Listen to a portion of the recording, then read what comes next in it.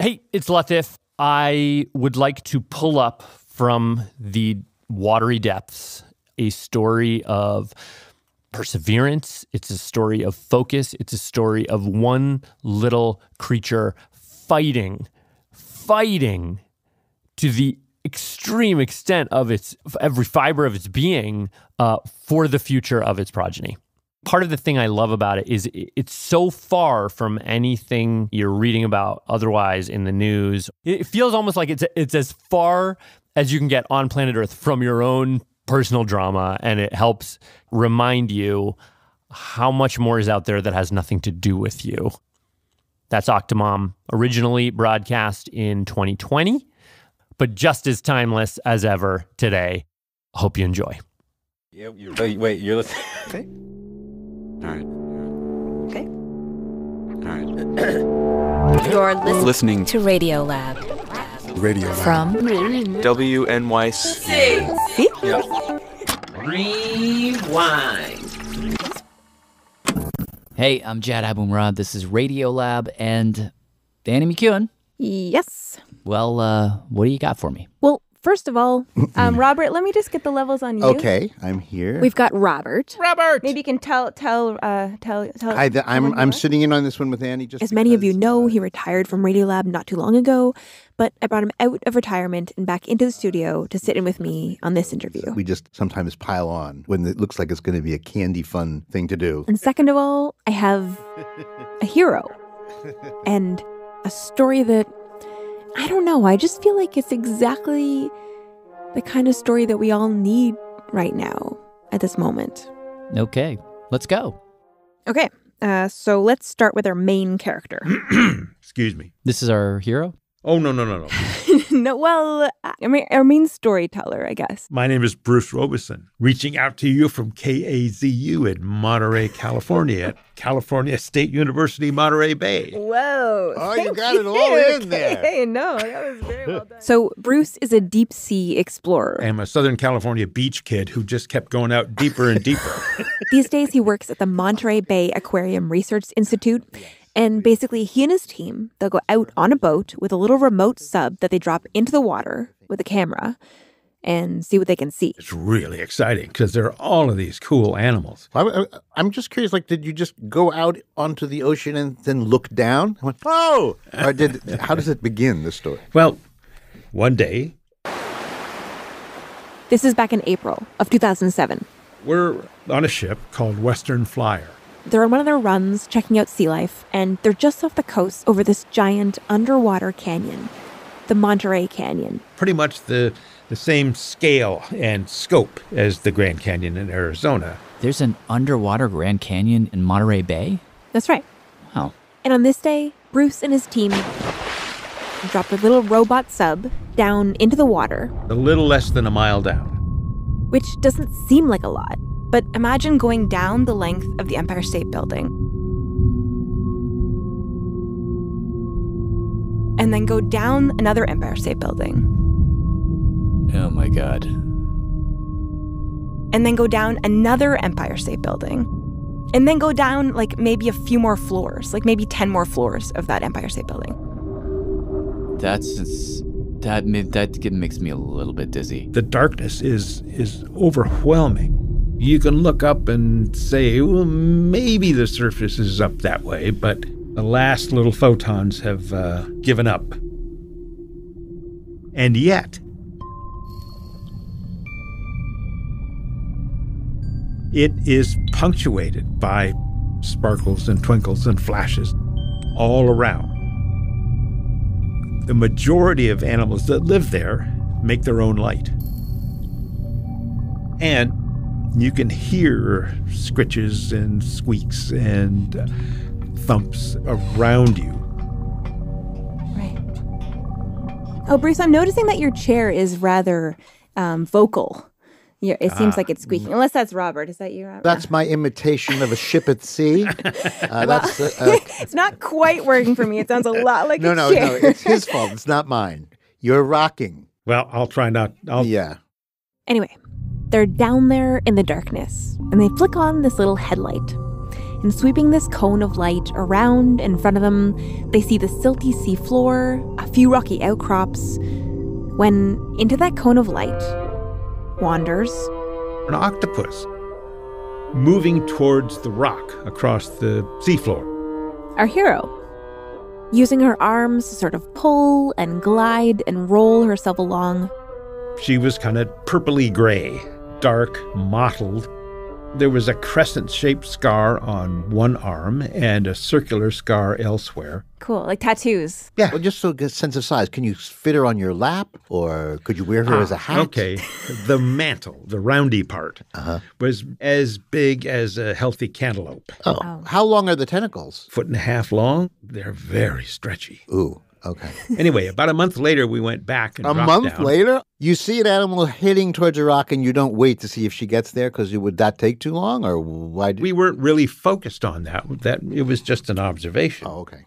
Anyway, When they went back in the robot sub, a month later, that same octopus was up on a vertical face on the rock, sitting on a clutch of eggs, her body covering the eggs, each of her arms. curled in a little spiral, tucked into position. How many babies was she sitting on? 160. Are they jelly bean sized, or? Yeah, that's a good approximation. And Bruce and his team were like, Oh, this is great. we know within about a month when the eggs were laid. And they'd often wondered, like, how long does it take for octopus eggs to hatch? Does science not know about the brooding period of octopuses? Not deep water ones. Oh. Which was a totally different species of octopus and could have a totally different way of doing things, for all they knew.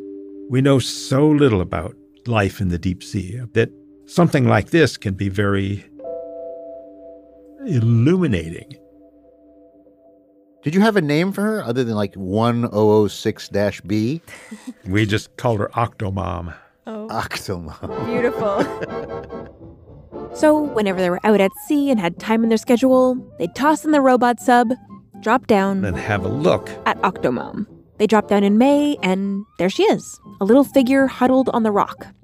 A month or so later, there she is again, sitting on her eggs and warding off predators. Crabs and shrimps on the rock. Who would have loved to chow down on her eggs? So let's say I'm a crab and I see some lady sitting on 160 babies. So I figure my odds are pretty good that I can scarf at least 6 of them. Not a chance. Oh. She is vigilant and relentless. Couldn't I bite her? Nope. Or what about? Nope. No. Yeah, what happens if a crab bites her? Yeah. Or pinces her. She would squeeze the heck out of it. Okay. A couple months after that, they're zooming in towards the rock and, There she is. cleaning the eggs with an arm, like la la la la la. And you can see the baby octopus inside the egg after a while. Next visit, Still there. couple months after that,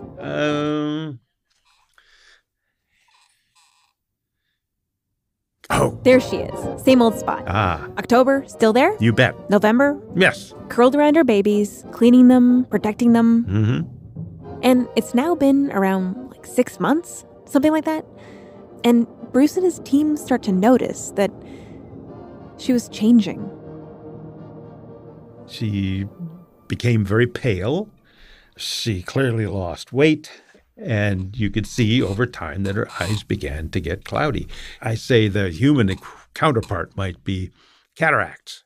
And according to Bruce, for an octopus, this is normal. Most octopuses that we know about do not feed while they're brooding At all? at all. Oh, she's stuck to the rock with her jelly She's beans there. that entire time? Yeah, she hasn't moved. So that would mean that she was starving. Yes. And not just starving, but starving to death.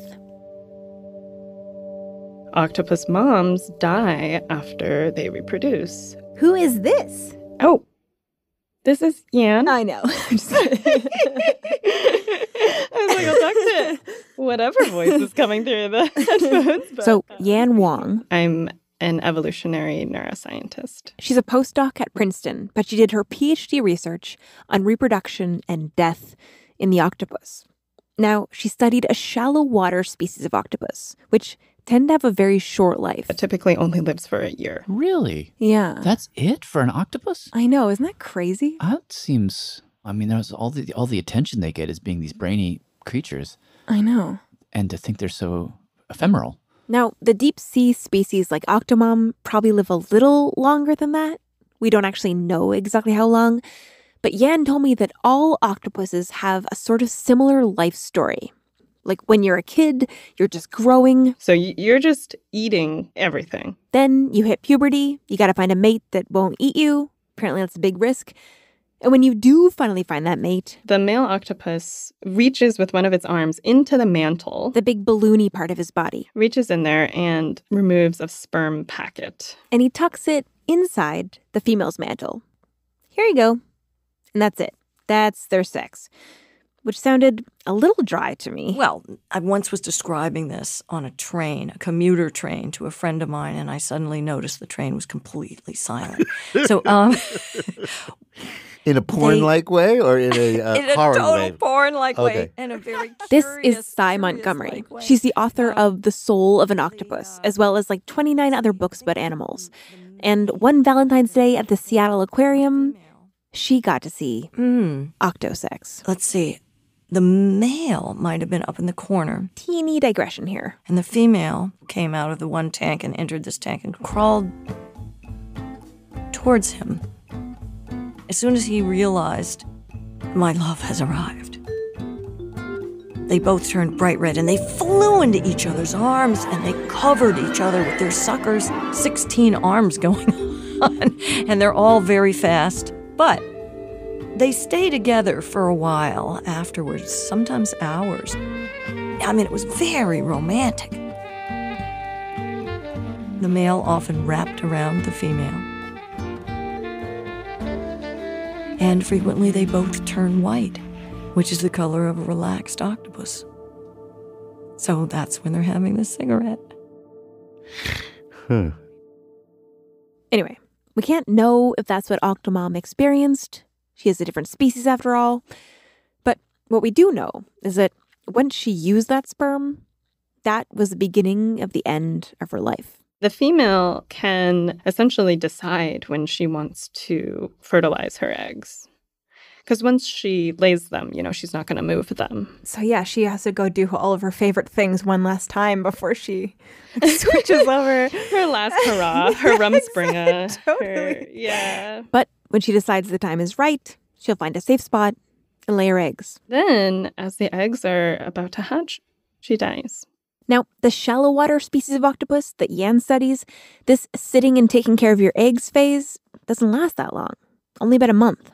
But with Octomom, since they knew virtually nothing about the species, the question was, how long would it go?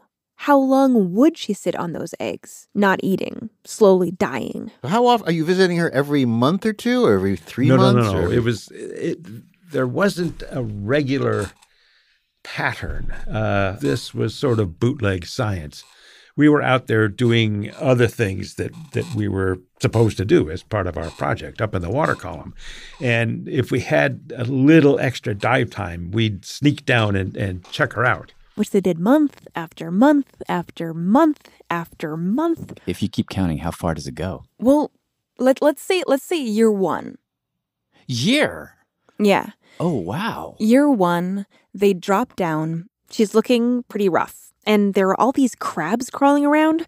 And they're scientists, but they're also kind of having a hard time watching this octopus suffer, for lack of a better word. And one of the things that we tried was we went down once and broke a couple legs off a crab. With a robot? With the robot? Yeah. We have manipulator arms. We can do all kinds of neat stuff. So we broke off a couple of crab legs and offered them to her. She wouldn't have anything to do with it. We tried that, 2-3 times. Wow. And one time in year two, they drop down and they see that she is being circled by crabs. Looking as though they were trying to mass an attack, if you will. Like how many? 3 or 4. She's like very weak at this point, and these crabs are like circling her like you imagine with pitchforks like around a witch at a stake or something. Back, you devils. And Bruce and his team are like, oh my God, like what's gonna happen? Could this be the end? And all right, so we couldn't hang around and oh spend the man, day. you are not the kind of people. We would not hire you. If we were following somebody who was under attack by a group of crabs who had drawn a circle of death around her and said, "No one shall pass," we would not go back upstairs. We would stay. We had other things on our agenda. Oh, come on. They just are. They I grabbed know, a crab I last time. know, Just like I shoo them away with know. the arms. That's what I know. But they would come right back. I mean, they can't guard her. But they leave her there in the dark being circled by crabs. Oh. That was at the beginning of a week-long trip. So they're out at sea doing their research, and all the while they're thinking, what happened to Octomom and the crabs? So on our way back home, we thought, let's go check. Let's see how things are. They drop in the sub, they drop down. They drop down, biting their nails. As we try to find our way into the rock. And we're searching. And then there, a white blob in the darkness. It's like, okay, good. There she is, still there. And there are no crabs around her anymore, but There were crab parts all over the seafloor below her. So she killed them? Yes.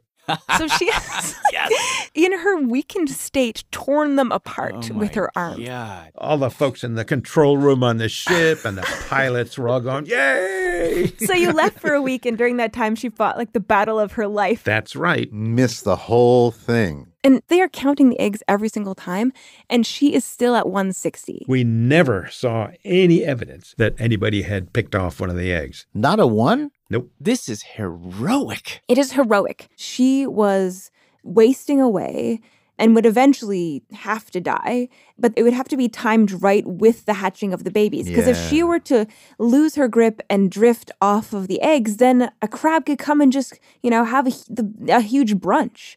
I mean, there was this tension of her holding on until They were ready. Yes. Well, doesn't it seem to you like there's like people say, I'm going to be dying tonight, but I'm going to wait for Johnny to come home. And then Johnny bursts through the door and look and exchange a glance, and then poof, Mommy dies. It sort of feels a little like that. Let's move on to year 3. What? She's still 3 there. years? Yeah. This is... I know. She's getting cannot. worse. And This is horrible and amazing at the same I know. time. She has not eaten anything. They are like aghast. She is just like this titan. Year 4, we move on to year 4. Like, it's just like unbelievable time. Let me give you a sense of like what is happening. So 2007, that's when they saw her. Boris Yeltsin dies. First iPhone released for sale in the USA. Big moments. 2008, the economy crashes. Obama is elected. Like, these huge things are happening. Right upstairs from her. She's just still doing that same thing. 2009, Usain Bolt breaks the world record for the 100-meter dash. Bitcoin? I think Bitcoin happened somewhere in there. Bitcoin, okay, 2009. Michael Jackson dies. Wow. 2010, those Chilean miners were rescued after 69 days. Oh, my God. I don't know if you remember that. They're trapped underground. Of course. Wow. Haiti has the huge earthquake, the worst they ever had in 200 years. 2011, we're moving on to 2011 now. The Arab Spring. Oh, my God. Same-sex marriage is legalized in New York State. Amy Winehouse, Steve Jobs, and Osama bin Laden all die. All the while, Octomom has been sitting there withering, but killing crabs that come for her babies. Like Wow. not eating, but somehow remaining vigilant. Just seems so crazy to me. Like, why would evolution make an animal that needs to gestate her babies that long? Well, we don't know. Bruce and Yan both said that maybe it's because it's so cold down there that everything happens more slowly. Or maybe you need super developed babies because it's such a harsh environment. But basically, it's still a mystery. Like, they don't even know if Octomom is like this crazy freak of nature or if she's ordinary. Like, she's the only octopus of this species that anyone has ever watched do this. Huh. But my question was how? How can she survive this? Like, how can she just sit there not eating for 4 years and not just die? It's just a totally bizarre thing, right? It sounds like magic. Lucky for us, this is exactly what Yan studied for her PhD. So when we come back from a quick break, together with Yan, we're going to find out how she does it and how far she can go. Jad, Radiolab, back with Annie McEwen and Octomom. So before the break, we had landed on the very simple question of how. How does Octomom manage to stay alive and defend her eggs, not moving, no food, for over 4 years? Right, so we just didn't know. Well, Jan says the answer lies in a very peculiar fact about the octopus's brain, which helps her pull off these last few deeply essential beats of her life. If we were to think about the nervous system as, say, like an orchestra,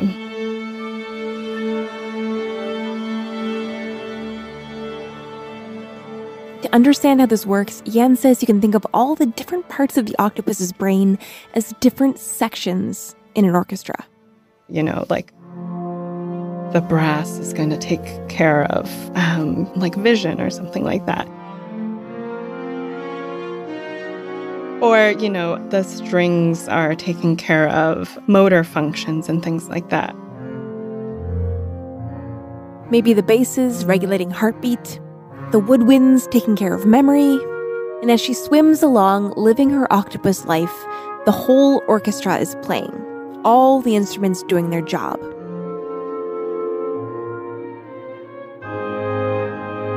But as she lays her eggs,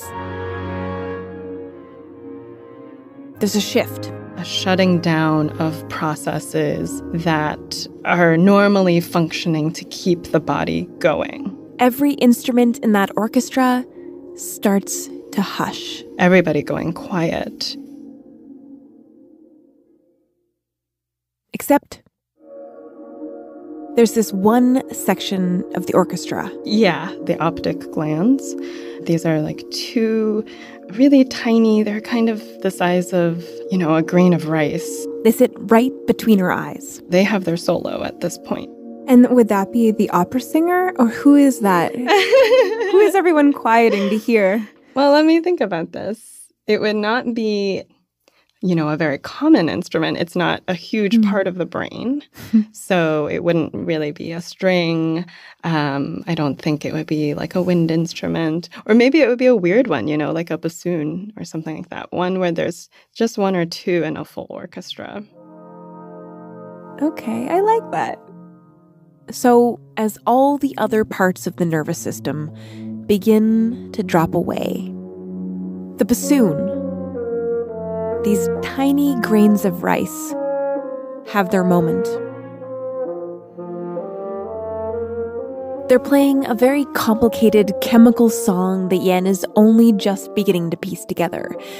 But she knows that part of the work they're doing is triggering a bunch of different chemicals. Things like steroids and it's insulin that enable it to stay alive without additional food intake.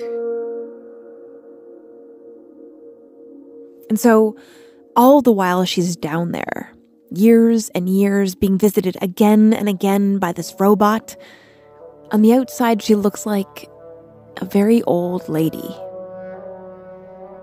Pale skin, cataracts, flabby muscles.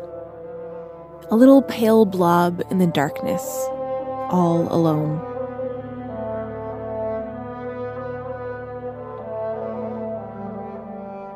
But on the inside, she's very much alive. Alive in this incredibly centered, focused way. Year after year after year after year, she's playing her heart out.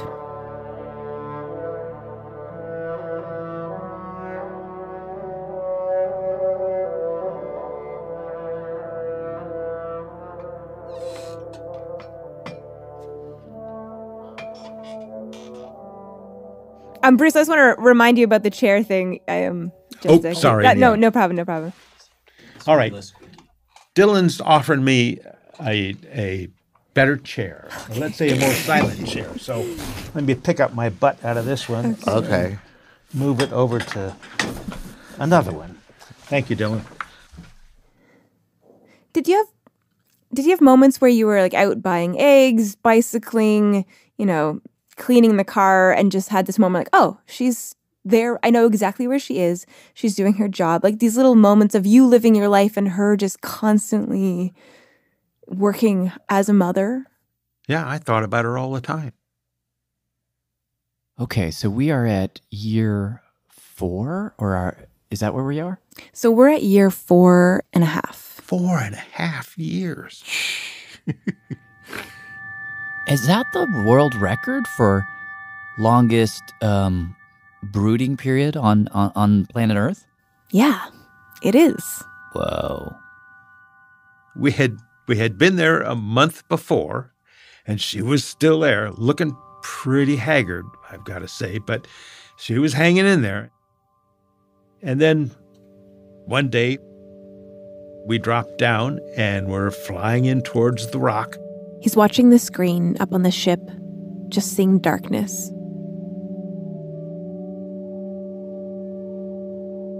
Then there's the rocky outcrop. There's her spot. And she wasn't there. We couldn't see her. What does that mean? Does that mean we knew we were at the right place? We could see the patch on the rock, and there were all of these tattered egg cases just in the spot where she had been. Tattered egg cases means that the babies had been born? Well, the first thing we did was search. Are there babies on the rock? Are the babies still here? Or did any of them survive? Or was it some sort of apocalyptic demise at the hands of all those hungry-looking crabs? So they're frantically sort of searching around the rock. Searching and searching and searching. And then they begin to see little babies that are her species. And they see a little baby here and a little baby there. Little octopuses crawling around. Oh. They'd been feeding and growing, and it was pretty clear that they were hatchlings from that clutch of eggs that we had observed. Did they look like her? Like, oh, same old. There's the crescent shape and the... Sadly, no. And they were quite a bit smaller. Yeah.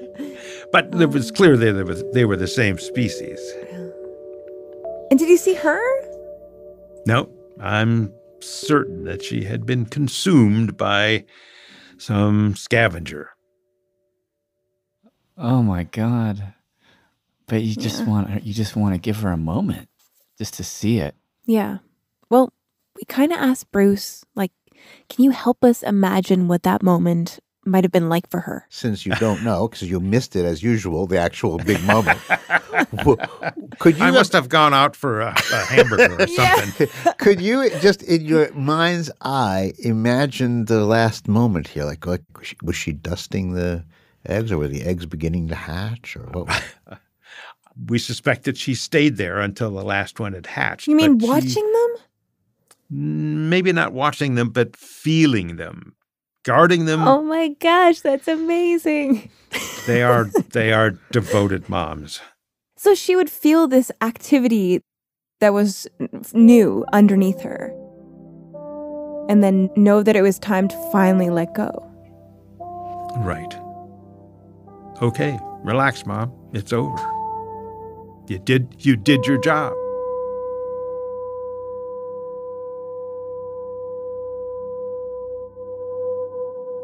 So cool. It's like handing off the baton of life. Yeah. Yeah.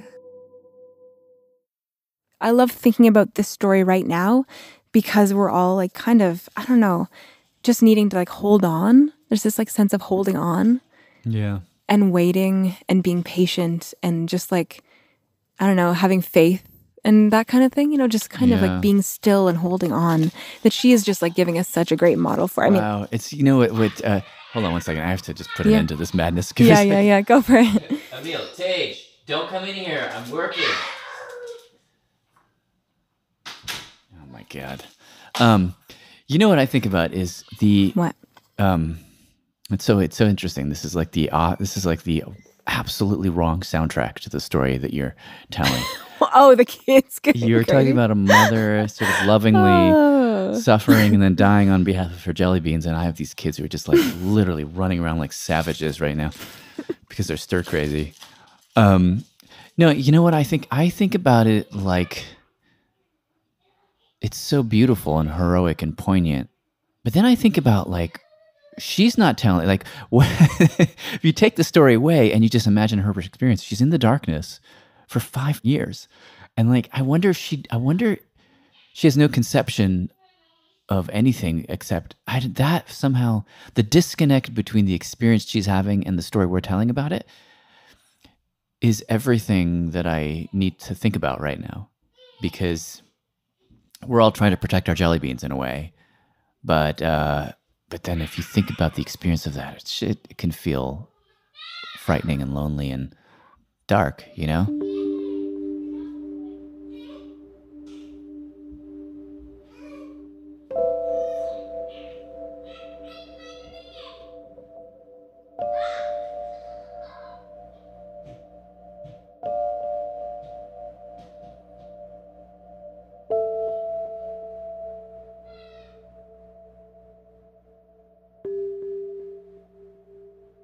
Thanks, Annie. You're welcome. This story was reported and produced by Annie McEwen with musical help from Alex Overington. Thanks to Kyle Wilson for playing the sexy saxophone for us. And a very big thank you to our bassoon player, Brad Balliet, who provided the soundtrack for Octomom's darkest hours and finest moment. And, of course, thanks to Bruce. Okay, well, we've kept you, so we should let you go. Thank you so much, Bruce. I really appreciate it. Okay. Again, I think we got everything. So, Yeah, I think we did. yeah, your squeaky chair and all. It was perfect, though. Oh, you don't want to have him, like, rock on the chair a tiny bit? Maybe you actually, should. It might be actually just useful. in terms of mixing purposes. All right. I'll wheel the other chair over and... Yes. And then just doodle with your body. A little dance routine. Oh, okay. Oh, yeah. Go ahead. Oh, I guess. Yeah. Right. So don't say anything, just make squeaks. Okay.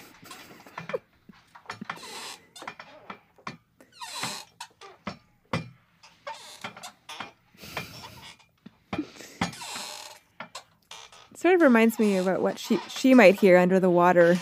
Whales communicating. Or...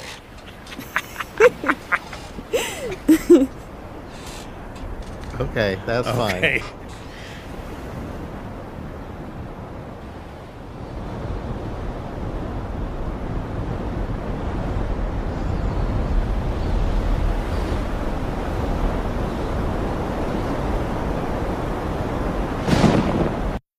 I'm Jad Abumrad. Thanks for listening. Radiolab will be back with you next week. Hi, I'm David, and I'm from Baltimore, Maryland.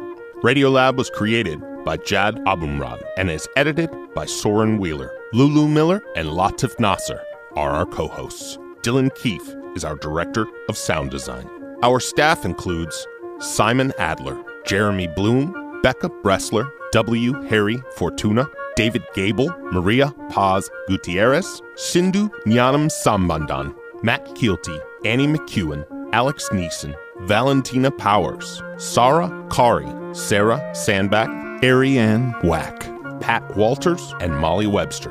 Our fact checkers are Diane Kelly, Emily Krieger, and Natalie Middleton.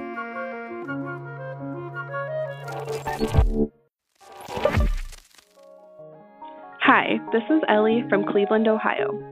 Leadership support for Radiolab science programming is provided by the Gordon and Betty Moore Foundation, Science Sandbox, a Simons Foundation initiative, and the John Templeton Foundation. Foundational support for Radiolab was provided by the Alfred P. Sloan Foundation.